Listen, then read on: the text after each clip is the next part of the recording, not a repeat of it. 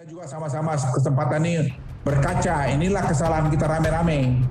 Pemerintah sudah habis-habisan minta supaya kita jangan stay at home, tidak mudik. Kemarin kita rame-rame, ya ini sekarang buahnya.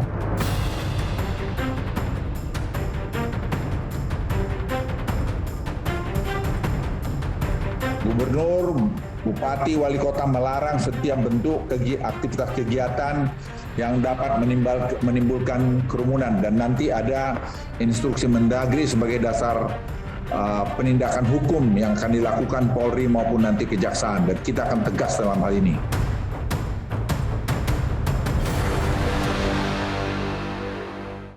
Pemirsa, PPKM darurat diterapkan pada fase krusial saat tingkat keterisian tempat tidur di rumah sakit rujukan COVID-19 Jawa Bali sudah banyak yang mencapai angka 100%. Tenaga kesehatan kewalahan, masyarakat kesulitan mencari rumah sakit, antrian pengisian tabung oksigen terjadi, angka kematian meningkat, beberapa bahkan meninggal dunia saat menjalani isolasi mandiri di rumah karena tidak mendapatkan rumah sakit. PPKM darurat adalah pertaruhan besar yang implementasinya tidak boleh setengah-setengah. Bagaimana Menko Luhut Binsar Panjaitan memimpin PPKM Darurat Jawa Bali? Sudah bergabung bersama kami Menko Kemaritiman dan Investasi sekaligus Koordinator PPKM Darurat Jawa Bali, Menko Luhut Binsar Panjaitan. Selamat malam Pak Luhut. Ini kok enggak? Selamat malam Jelvia. Selamat malam. Pak Luhut, tinggal beberapa jam lagi Pak PPKM Darurat akan diterapkan. Bagaimana kesiapan, koordinasi dan persiapan-persiapan lainnya sejauh ini? Apakah sudah 100% Pak Luhut? Ya sudah jalan lah, saya kira sudah bagus. Tadi kan Jelvia sudah interview juga Kapolda Metro. Tadi Kapolda juga sudah menyampaikan kesiapannya, dan Kapolri juga sudah menyampaikan kemarin ya 40.000 lebih Polri akan dideploy di tempat-tempat, dan ada 20.000 lebih, 22.000 TNI akan juga disertakan untuk membantu pengawasan tadi. Tapi itu kan hanya satu elemen. Elemen lain banyak lagi, yaitu tadi kesertaan daripada semua pimpinan agama, pimpinan organisasi, pimpinan sosial budaya dan sebagainya. Itu justru lebih penting lagi untuk menyadarkan bahwa pentingnya tadi untuk kita menahan diri tidak keluar rumah, karena varian Delta ini parah. Jadi juga saya minta Jelvia supaya juga rakyat nanti diberi paham bahwa tidak akan terjadi langsung turun hari Senin atau hari Minggu ini setelah diperlakukan, tidak. Itu membutuhkan paling tidak seminggu sampai 10 hari. Dia masih akan naik ini terus. Jadi selama 4 hari terakhir ini kan naik terus sampai hari ini 25.000 berapa, itu 800. Ya. Jadi ini masih akan terus naik karena inkubasinya. Jadi masa inkubasi daripada Delta ini malah bisa sampai 14 hari atau lebih. Jadi kita harus sadar. Nah, kami betul-betul harus mengetatkan selama 2 minggu ini. Kita berharap setelah 2 minggu akan flattening, dan kemudian kita harap setelah 1 minggu kemudian dia akan mulai menurun. Jadi sebenarnya bukan pekerjaan mudah. Jadi ya, sekali lagi bukan pekerjaan mudah, media, makanya diberikan kepada Pak Luhut nih, kembali ditugasi oleh Presiden untuk memimpin penanganan COVID-19 di fase genting. Bahkan kali ini kegentingannya berlipat-lipat Pak dari sebelumnya. Jadi kami sebut ini adalah pertaruhan besar. Bapak harus mengorkestrasi banyak elemen untuk bisa bergerak satu frekuensi bersama dengan pemerintah pusat. Bagaimana Pak memastikan supaya semua stakeholders satu frekuensi menjalankan PPKM darurat ini? Saya kira kita sudah lakukan dengan cukup bagus ya, artinya itu semua berjenjang ya. Semua itu kita lakukan berjenjang, dari mulai pada pusat dan sampai ke bawah.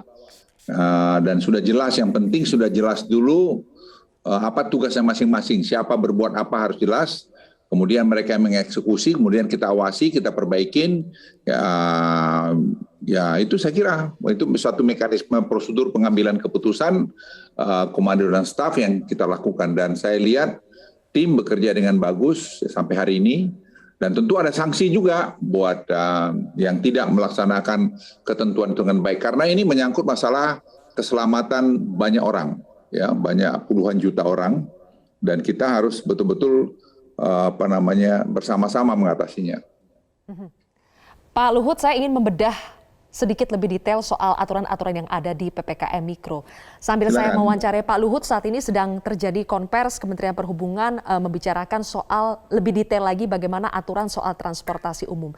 Sejauh ini yang kita ketahui soal aturan transportasi umum, kapasitasnya dibatasi maksimal 70%. Tapi Pak, bagaimana menjawab soal frekuensi, kemudian soal jumlah armada, bagaimana pengaturannya supaya betul-betul mobilitas warga bisa ditekan? Ya tadi saya sebutkan Jelvia. Jadi sekarang semua sektor itu udah bermain tuh. Jadi tadi Anda sebut Menteri Perhubungan. Tadi kami udah rapat Menteri Perhubungan detail. Nah sekarang beliau terjemahkannya lagi ke bawah. Nanti sampai ke bawah. Nah ini saya katakan berjenjang tadi. Jadi apa yang dalam yang diberitahu Presiden atau ada pidato beliau kemarin dan juga tadi sudah kita terjemahkan dan juga sudah masuk dalam instruksi Mendagri untuk jajarannya, yaitu sekarang kita terjemahkan. Jadi bagaimana sampai itu nanti kepada kecamatan desa. Itu sosialisasi dilakukan oleh gubernur, oleh bupati, oleh tadi Polda, Polres, sampai kepada nanti kepala-kepala desa. Ya kita harus semua kerja sebagai tim, tidak boleh ada yang mengklaim bahwa ini kerjaan satu orang. Saya hanya bagian dari tim.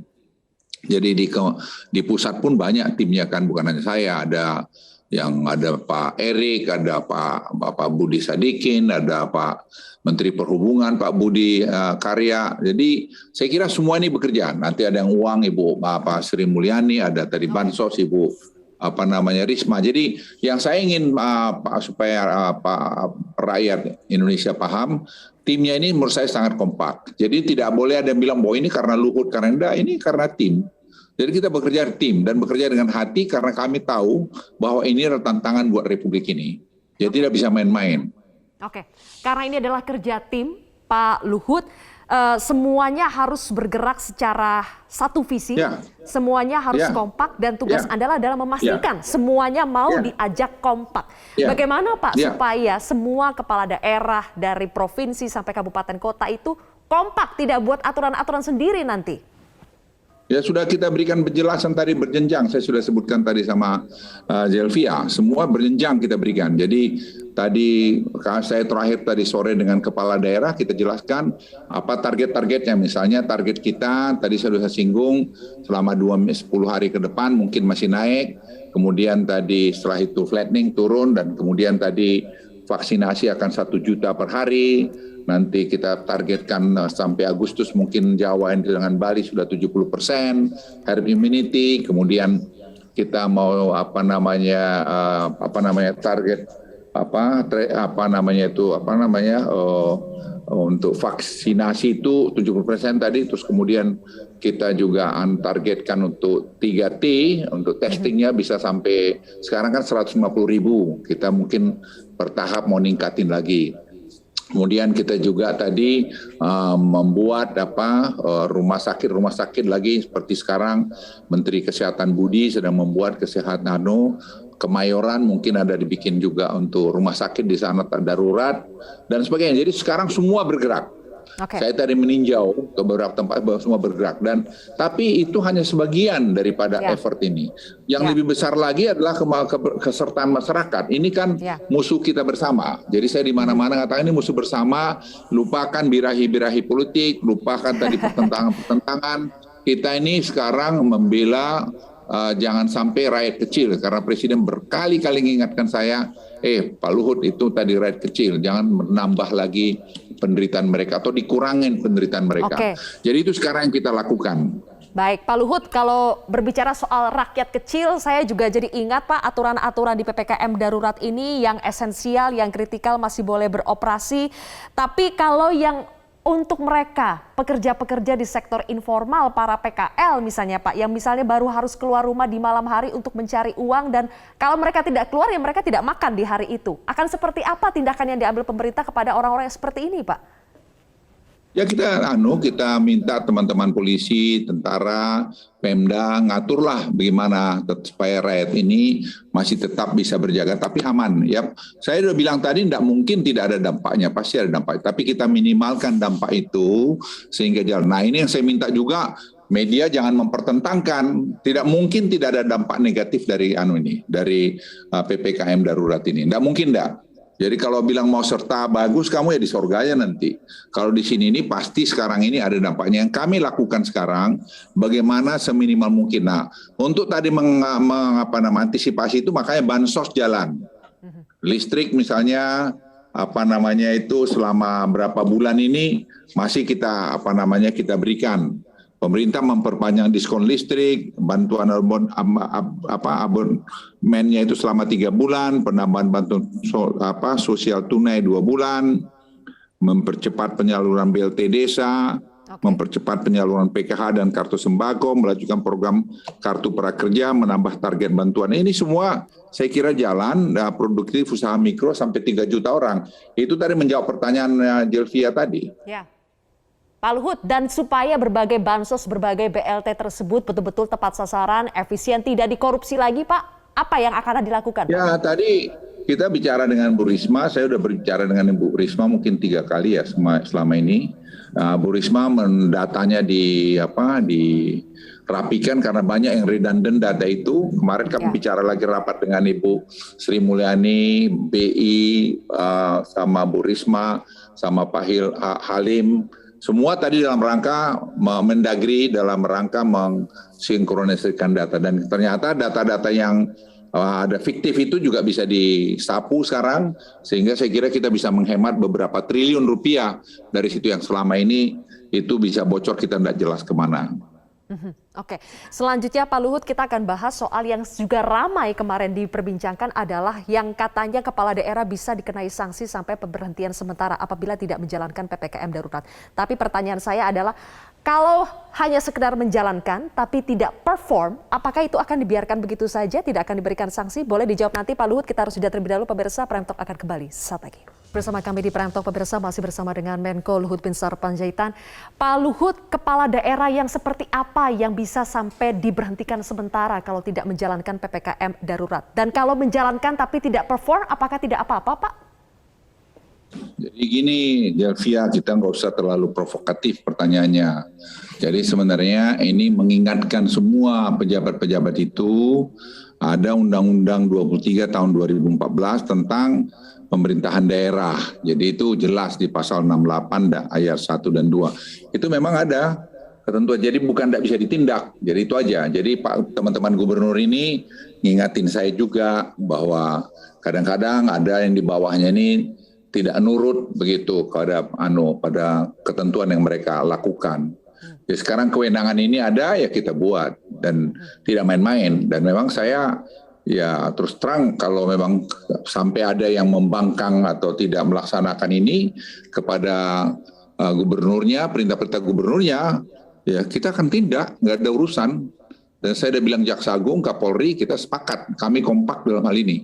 Karena dalam keadaan krisis sekarang ini, kalau kita tidak begitu, berarti kan kau nggak ada rasa tanggung jawab terhadap rakyatmu, nggak bisa itu. Dan itu harus kita tunjukkan, ada undang-undang, ada peraturan, ya kita laksanakan aturan itu. Bukan soal karena suka tidak suka, tapi harus jelas. Keadaan sudah kritis begini, banyak orang susah, banyak orang meninggal, kita masih leha-leha tidak kerja keras, ya enggak bisa.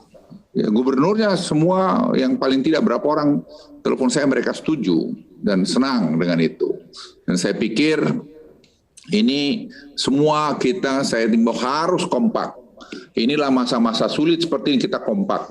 Jauhkan semua kepentingan-kepentingan pribadi, organisasi, sekarang kepentingan nasional di depan semua. Saya minta juga media semua jangan membuat berita-berita yang provokatif. Juga hoax itu, dan hoax juga saya bilang tadi, cari aturannya ada masuk, kita sikat langsung, tindak aja langsung. Karena itu bisa dia tanpa sadar, bisa membuat orang cedera, membuat orang lain meninggal.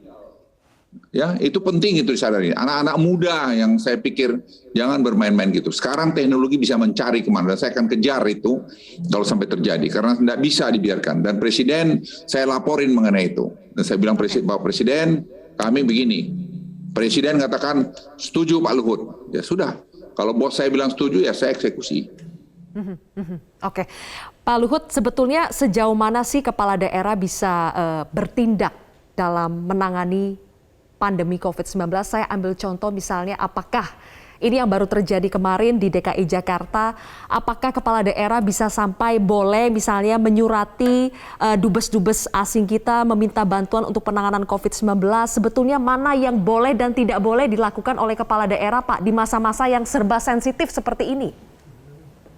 Saya kira Jelvia kamu nggak usah nanya gitu-gituan lah. Itu sih saya kira ya pertanyaan yang tidak terlalu penting. Saya pikir kepala daerah itu kan orang berpendidikan. Mesti mereka tahu yang pantas dan tidak pantas untuk mereka lakukan. Yang saya persoalkan sekarang itu adalah apa yang sudah instruksi Mendagri, apa dari kami itu bisa dilaksanakan. Itu yang paling penting. Jadi dalam keadaan seperti sekarang ini tidak elok kita saling salah menyalahkan atau begini, begitu, tidak perlu. Saya kira tentu ada pertimbangan DKI untuk melakukan itu. Yang saya minta Pak Anies, targetnya Pak Anies, ini 200.000 loh ya, 260. Waduh Pak Luhut 260, ya 200, ya udah 200 dulu. Itu yang saya mau. Jadi target itu kita bilang 200.000. Jadi saya tidak mempersoalkan kalau ya mau ada kesana sini itu urusan dia. Tapi di daerah misalnya sudah ada kerumunan, dia tidak bertindak, padahal sudah diingatkan. Dan saya sudah ingatkan kepada teman-teman Polri dan TNI yang bertugas di daerah, kamu kalau tidak masih hati-hati, saya akan lapor pada komandan supaya kau diganti. Simple as that. Jadi sama aja, Mbak TNI, Polri, pejabat sipil sama aja. Dan kita tidak boleh main-main dalam keadaan sekarang ini. Ya. Ini seperti perang aja ini. Hanya perangnya ini dulu kalau saya mengalami waktu saya masih muda, saya tahu musuhnya di arah mana. Baik. Saya bisa melindung tembak, lindung dia. Sekarang ini kamu tidak tahu musuhmu di mana. Bisa dikelilingmu, di belakangmu, di bawah, di mana aja. Dan kamu tidak ada pangkat tinggi, kaya, berlindung, ada bodyguard, tidak laku itu. Jadi saya titip sekali lagi, ayo kita kerjasama. Himbauan itu yang saya beritahu. Dan dalam himbauan itu kami akan tegas. Seperti obat. Tadi obat ivermectin yang dinaikin harganya. Sudah ada ketentuan dari Menteri Kesehatan hanya 9.860 atau berapa itu. Ya itu harganya. Kalau dia mau untung situ ya bisa harga tertinggi itu, karena harga yang selama ini ada cuma 7.000. Jangan kita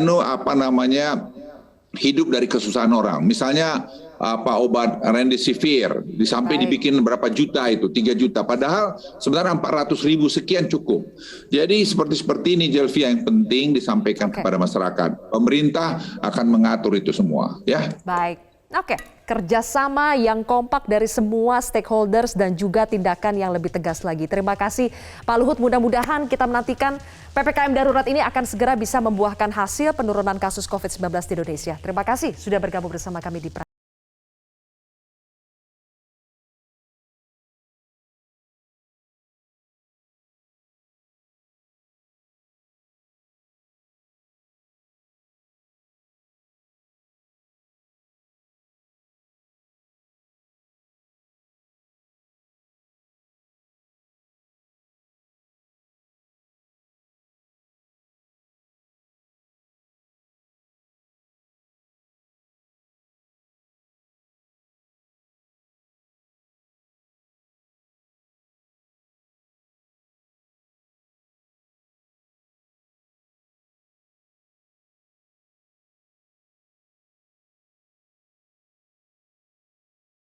Metro TV.